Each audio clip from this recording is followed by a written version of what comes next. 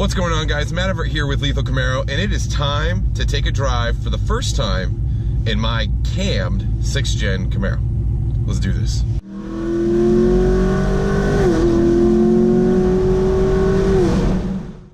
So what's going on, guys? It's been a little while since I've done one of these. Apologies. Car was in the shop for about a week, and work and vacation and stuff like that. It's just been a little crazy, but I got my car back. It's cammed, it's got headers, she's got flex fuel, she's got everything. And, you know, I haven't necessarily done a drive where I actually speak to the differences and the changes that have been applied to the car and what that actually makes the car feel like. In general, the cam itself is obviously gonna give the car a little bit more power. It's gonna change the way it sounds, the way it idles, all that greatness. Depending on what you like or what you got cam wise, you can get a not aggressive cam, or what most people would call like a stage 3 cam, which is for a car that's not street legal. In this instance, this is almost a stage 2 cam. It's not as aggressive. It is a force induction setup, so it would lay into a stage 2 type setup, considering I will be putting a Pro Charger on the car. But one thing I'll notice is at idle, the car is, it's pretty loud with the full exhaust and header, long tube headers, which is what I wanted. It has a nice deep, like bassy tone to it, which again was on my list of things to accomplish. But the one thing that it really does, and mostly at idle, is the car just is alive. Like, you know the car's there, and people around you know you're there as well. And one of the bigger things that I really wanted from the car is obviously the lope sound from the cam, and that cam, like that kind of noise. Like, that's the noise I wanted. That's what I aimed for, and I got it. And I'm really happy with how it all sounds. I'm really happy with it feels, but it all comes down to also the feeling in general. So there's a couple things you have to keep in mind when you put a cam in your car. In this instance, we forewent putting a new converter in the car. Now, a converter is basically what is, how can I summarize this? A converter basically tells you at what RPM level the car can idle at without it wanting to go, basically. And in these cars, putting a cam is a little more difficult than an old school car. And it's funny because, like, you can actually hear the timing all over the place. It's kind of like a roaring ocean of waves. And the idle, I would say, is a little, I mean, it changes the personality of the car, but the idle is rougher, right? You're gonna feel your car. It's gonna wanna surge. So you'll feel like the car it almost feels like it wants to surge. But in reality, that feeling that you're feeling is actually the timing. So the timing's going all over the place, causing the car to kind of shake, and you know, the motion gives you that like almost ocean motion when you're sitting still at idle. It obviously doesn't do it under power. I don't know if you can hear it. I'll be quiet for a second.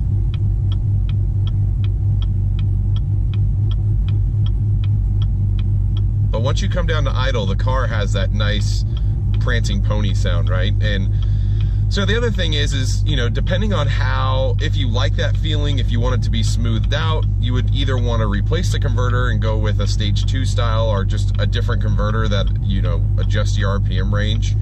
Or you can stay with the stock one like I am currently. I'll probably end up switching to a different converter in the long run, but that won't be until I put force induction on. But again, the cam feel in the drive, like once you actually hit the gas, the car is smooth as day, right? Just like it did before I did anything to it. The biggest difference is when you get on the gas, you can hear it. Like, you're just like, oh crap, that car's got power.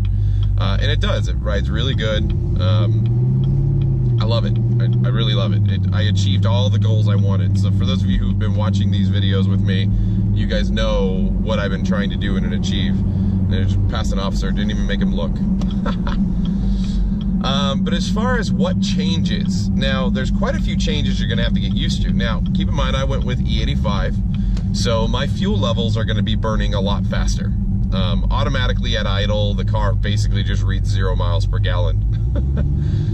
Even if I'm rolling just a little bit. There it goes, now it's saying 4, 5, 6. Like around town, my gas mileage has tanked. like hardcore, and that's with flex fuel. Now, I haven't driven the car with pump gas 91 just yet. As soon as I burn this tank of fuel down, I am gonna fill it up with 91 and see how she rides. But under E85, the gas does burn quite a bit noticeably faster. Again, it's kind of unfair to pin it all on E85. Again, I'm not used to how the car runs with its gas mileage with the cam and all the changes that I've done. So it's a little unfair just to blame it on E85, but you know, we'll see. So I'll do more testing and more outlining and all that greatness just to find out exactly what's going on. Now, in my usual fashion, I am here getting my family donuts on a Saturday morning. So I'm gonna go grab some donuts and I'll be right back. It's not that loud. Everybody assumes putting a cam in long tube headers makes your car ridiculously loud. So I got my donuts. One thing just to highlight, again, when I removed my CA Performance test pipes and went with my long tube headers, the tone actually got deeper, and I would almost say it got a little bit quieter. Like, my wife's like, I actually don't hear your car as much. She's like, it's deeper and I can feel a little bit more bass out of it, but as far as noise, it's not as noisy. So I guess that's a win, maybe, I don't know. So, but going back, so we were talking about, what were we talking about? We were talking about fuel and gas mileage and whatnot. So driving and gas mileage, I'm just not entirely sure. Around city, it's pretty bad. I get an average, I think, about 6 miles per gallon compared to like 14 that I used, 14 to 16, depending how I was driving. Then again, I've been on it a little bit, but it's also flex fuel, which burns a little bit faster. So overall, it's just really hard to nail down what exactly the gas mileage is just yet, because I haven't run pump 91 yet, and I just need to do that, and I need to do sufficient freeway driving to get what my average gas mileage is actually under power. And sorry, driving through parking lots, not wanting to get hit by cars. So that all being said, the drivability is really nice. The car runs really smooth. I mean, it didn't really change much. I didn't change the suspension, so I mean, outside of that, once the motor is going, not idle, you actually start moving, it rides just like it used to. It does make some different noises and sounds for the benefit. You know, sounds really good. At least I think so. Let's see if we can, we'll roll down the windows and see if you guys can hear the car under throttle after this light. But yeah, so I mean, as far as doing the cam and everything, the car's in the shop for just under a week. A little bit longer than I had planned, but that was just miscommunication, so it wasn't the end of the world. But, you know, the cam swap and getting all the parts and pieces done actually happened pretty quickly. It was getting my car in to get tuned. That was the wait. There was just a lot of cars, and they had some problem cars that bumped a whole bunch of people back. So it is what it is, a performance shop, it happens. And on top of that, it's Cunningham Motorsports, so they're just busy all the time. So if one thing slips, everything gets impacted. Let's roll down the window. Let's get some driving.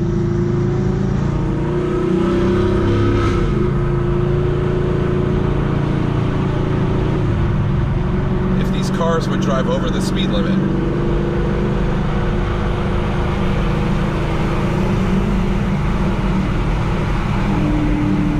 they're not. Thanks, guys. Thanks.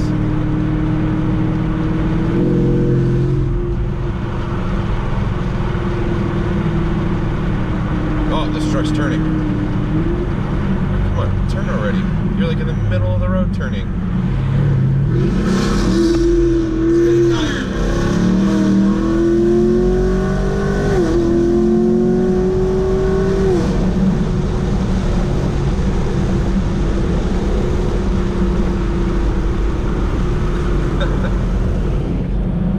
Sorry, I got really concentrated there. My tires were slipping. The roads are still a little bit wet, so my tires were spinning all over the place. But oh man, that was a beautiful thing. It's fun. And I was manually shifting. I should have just left it in auto mode so you guys could hear the snap of the shift, but we'll see how that audio comes out.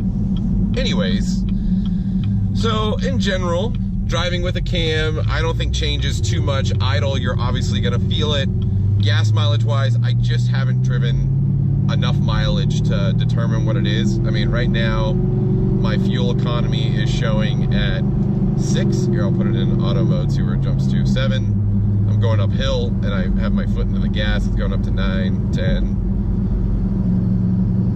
Gassing it a little bit more, dropping it to 3. 3 mpg, gotta love that.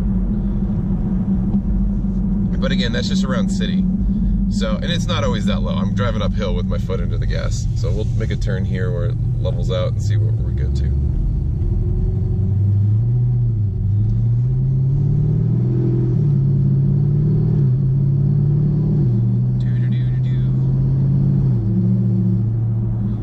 So we're up at speed. Foot's not really into the gas. Jump 25, 44, 56 mpg, 45, 33, 24. I mean, I'm still going uphill, but you know, it balances out once you actually get up to speed. It's just those low speeds and getting up to speed really likes to suck down the gas. And then obviously it being 85, it burns faster.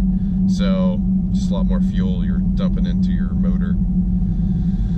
But yeah, the car runs really well. I'm planning on doing a full drive with E85 and 91 with the cam in the car to give you guys a really good idea how the car's performing MPG wise with these upgrades. Keep in mind the E85 does give you quite a bit of power boost, so I know a lot of you guys are interested in how the car runs just with an E85 for that kind of upgrade. So obviously my car's Camden has other things to it, but at least I can get a baseline or a rough idea of what kind of highway mileage you guys might see with E85. And my garage is not opening. Come on. Either or, thanks for joining me with this drive, guys. I know it's been a little while since I've created one of these. I apologize, I'm still fighting some sort of sickness. It's actually just congestion here, and it's not even, like, you know, it's not an infectious sickness because it's all clear, and I'm tired of it. I want it all out. I want it done. A lot of videos coming. I believe I'm going to be going to the Fallbrook Cars and Coffee tomorrow, so if you guys are headed out there, do so. Again, I shot this video this morning. I'm going to edit it today for you guys. So thanks for joining me for this drive. If you guys have questions around the car, how it drives with the cam, how it's been performing, all that greatness, or what else you guys would like to see in regards to the upgrades I've done, let me know. I'm looking for more video ideas. I have a lot in my head.